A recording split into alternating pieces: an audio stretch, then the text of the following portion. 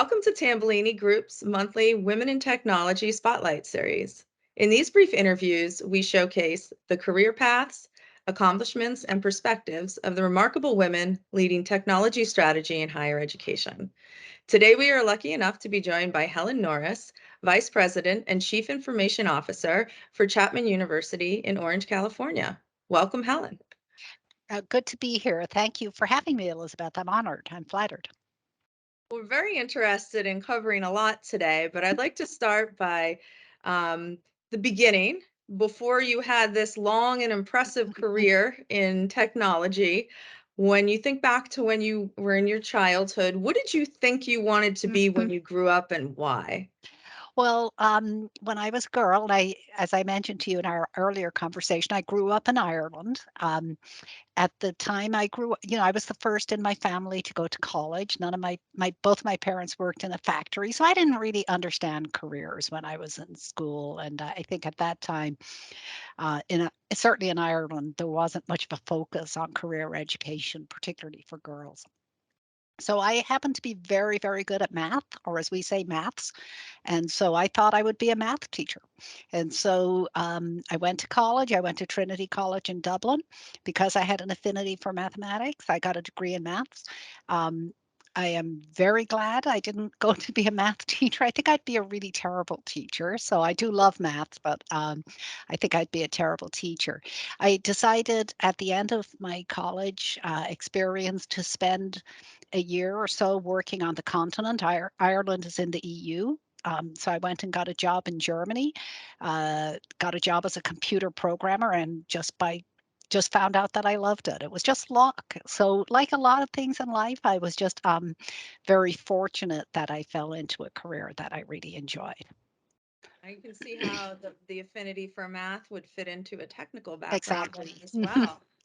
So you went from obviously deciding not to be a math teacher and then you were working in Germany. How can you explain to us your career path that led Sure. you to Chapman University? Sure, sure. And so, I followed once I moved to the US. I took my experience working with computer programming and just moved into different roles, typically in a programming type environments. But at a certain point in my life, my career took a turn. I had the opportunity to be. I think my title was, I was like the manager of computing or something at a very small at a law firm. So it was a big law firm, but it was a small organization. The manager was probably uh, a more aspirational title. I think it was a manager of, there were two other people. So I essentially was a sysadmin and a network admin and managed all the systems there. And I kind of continued to move in that direction. So I used to say, I've done every job in IT because I was a programmer and then I was a sysadmin and I was a network administrator. I did support, you know, but that's not true anymore because there are so many. That's the great thing about IT, right? That there are new positions, new types of work keep coming up for all of us. Um, so, after a while, I applied for a position at UC Berkeley. Uh, like many Or1 universities, UC Berkeley is a pretty decentralized environment. The So this was an IT director for one of the departments at Berkeley. It really matched a lot of the experiences I'd had working in IT in a law firm, although by then I had moved to a bigger firm. And so it seemed like a great fit for me. So once I moved to UC Berkeley, as you know, one of the great things about working in higher ed, especially in a large university, there is a lot of mobility even within the institution. So I had a great deal of opportunity to learn more about higher ed. I really like that I could combine, I guess, or match my passion for technology with a very purpose-driven organization, an organization where the mission is something that I really support and feel very good about. So I spent about 12 years at Berkeley. I worked in a variety of roles there, often in the a couple of roles in departmental IT, and then um, I used to joke and say I went over to the dark side and moved to the central IT organization. I don't know if I'm allowed to make that joke anymore, but and ran the some of the support functions in the central IT organization. From there, I moved to the Cal State system, and I worked at Cal State Sacramento for a number of years in a deputy CIO role, and finally came here to Chapman as a CIO. Wow, I've been here about 8 years. 8 years. Yeah. So I'm curious, you said that when you first embarked on working in the academic world, there were similarities you saw between that and Sure. the law firm. Could you explain what Mhm. those were? Yeah, yeah. I think partially because I was in a department and it was, so the size of the organization was fairly similar. I managed IT for the Student Health Center. So in that environment, you covered all aspects of IT in a small organization. That felt a lot like working in a law firm. One of the things I like about working in higher ed, although I do understand that this is a double-edged sword, I like the collaboration that, it's not a command and control kind of environment. That's absolutely the same in a law firm. Um, it's a partnership. My experience is a law firm is a partnership of equal stakeholders, right? So you really get things accomplished by working with the partners. And so to me, in that way, it's kind of got a little bit of that shared governance sort of feel. I do understand, that with some of the issues we have for attorneys around privacy, and that it's probably a bit more command and control now than it was in the past because they have to be very concerned about security and privacy issues with their clients. So it probably has maybe moved a little bit away from what I experienced back because that was in the 90s. So before we had as many issues as we have with security now, or that we knew about. So That we knew, yes, yeah, an important distinction to yeah. make. Hmm. That's very interesting, though, in terms of the shared governance model. That I think that will be very interesting for a lot of people to hear because we don't think of law firms of in terms of their organization and others having a lot of similarities to an Hmm. academic environment, but you've highlighted some really key ones there. Moving on to your role, I wanted to talk about what a week in the life is Hmm. like as Helen Norris as CIO. What are you doing, and who are you meeting with? What are you talking about? Sure. Well, when I saw that question, because you were kind enough to send me the questions for me to prepare myself, I was like, oh my God, what did I used to do before the pandemic, right? Because I do feel like Right. things have changed in the pandemic. And that's true. I feel that during the pandemic, we moved into, it was more a firefighting mode, right? Hopefully, we're beginning to come out of that and I'll see myself going back to some of the things, some of the same kind of activity that I had before. I don't think there's a regular week, right? It's that's the beauty of the job. It's every week, every day is different. So you have great variety in the job. But I think when I think about how I divide my time and what I spend my time on, I think the most important part of a CIO's role is building relationships across the campus. So I spend a lot of my time meeting with my colleagues on the administrative side, on the academic side, meeting with the faculty when I can, meeting with the students, listening, meeting with the deans, listening to what their needs are and what they need from me in order to be successful. So to me, that's the biggest part of the job is building those relationships, taking those relationships, hearing what the community needs, and building from that both a strategy and a and tactical plans for supporting the university. The other area where I spend my time, a great deal of my time, I think as a leader, my main job is to be a coach. Um, I, uh, I feel like I hire great people. I have a great leadership team, and it's my job to coach them so they can be successful. I always kind of joke, being a CIO, it's actually not that hard. You just hire really great people, give them a bit of coaching, and then just let them do it. And so I don't find myself jumping into um, the weeds that often. I will occasionally say, "Oh, we have an issue with a particular project where maybe it needs a little bit more of my attention, or a particular maybe a personnel issue where it needs a little bit more of my attention." But my I believe that my role is to be a coach and to provide the room for my leaders to do a great job and be successful. And then, I remember in the past, I read a book where there was this concept of, as the leader, you're kind of managing the white space in between the people. So also helping them build a good team. I think that's part of my job as a CIO. And then the last area where I spend a fair amount of my time, because I let everybody else do the work, so I don't have to do too much. I think it's very important, especially for women, to provide some service back to the community. So, I'm active in a lot of organizations. I'm on the board. I'm the chair of the board of EDUCAUSE, and I'm also very active in some local organizations here in Southern California.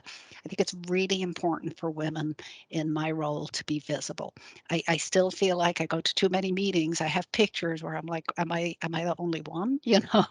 And so I think it's very important for us to be out there so that other women see us. So not as religious about this as I used to be, but I used to have a role of, if I were invited to speak at something, I'm going to go speak because people need to see me, and because women need to see other women.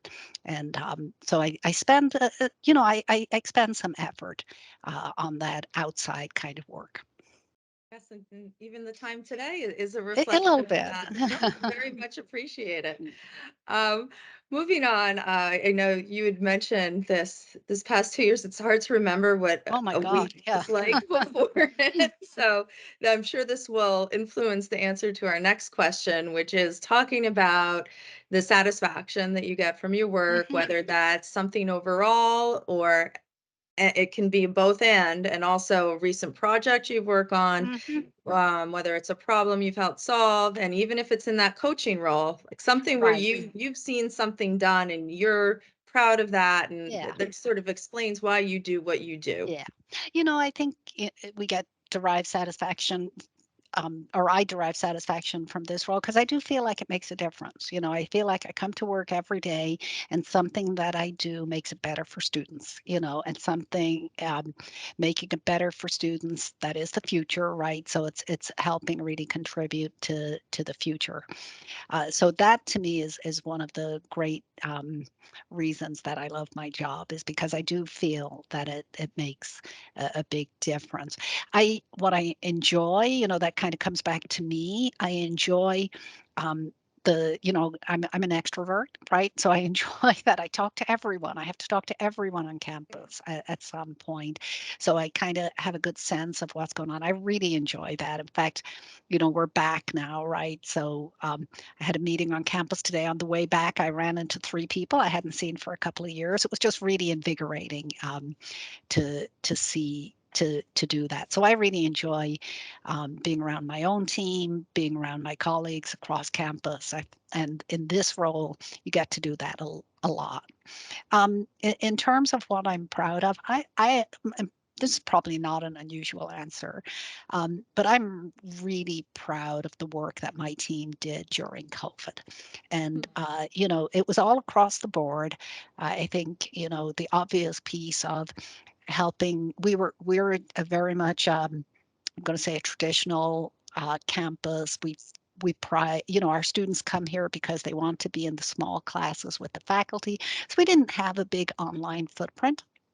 Mhm. Um, so, the work that my team did to support the faculty to make that pivot, it's obviously that, again, we saw it across the world, really. So I'm very proud of the work that my team did in that regard, but also even in managing a number of issues related to the COVID, tracking things, um, working with our student health center to make sure. I really feel that we helped our campus stay safe, and I really feel that we helped our campus thrive during COVID and reopen and come back to our more or whatever our new normal is in a safe and productive manner. So I'm really proud of the work that my team did in that time.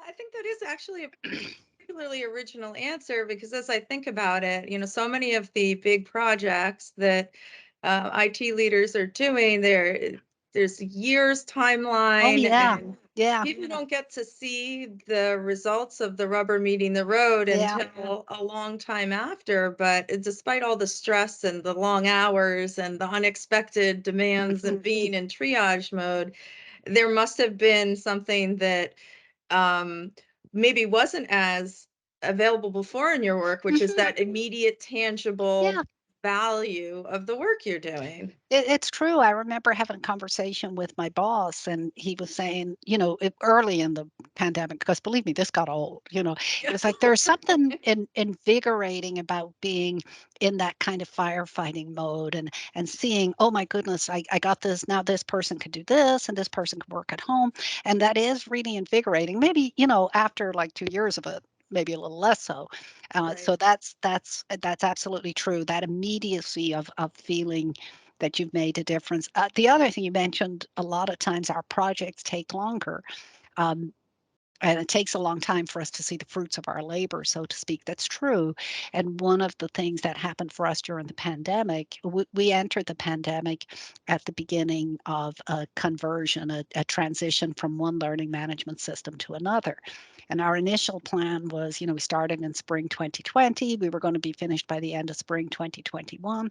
Then we had a pandemic, right? And so we actually completed the project, and the provost and I agreed, we just need to do this now. And we completed the project in the summer. And so I always kind of joke, hey, it might take a pandemic, but we can get these big projects delivered in 6 months. So and that was the partnership with the provost that did it, because the faculty, well, the work that my team did to support them, coupled with the partnership of the provost, made it that the faculty really welcomed it. So That's great. Yeah, that's one of the silver linings, despite everything else, is there really seems to have been a shift in mindset in terms of yeah. the need to collaborate with Hmm. leaders like yourself and their teams. Yep. So moving on, this next one was one of my favorite questions, and I've found no one ever has the same answer for this, which is this omnipotent genie. So if one could appear and give you the correct answer to any question you wanted to have answered about the future of higher education technology, what would you want to know and why? I have thought about that, and I kind of going, oh, there's so many things I could ask.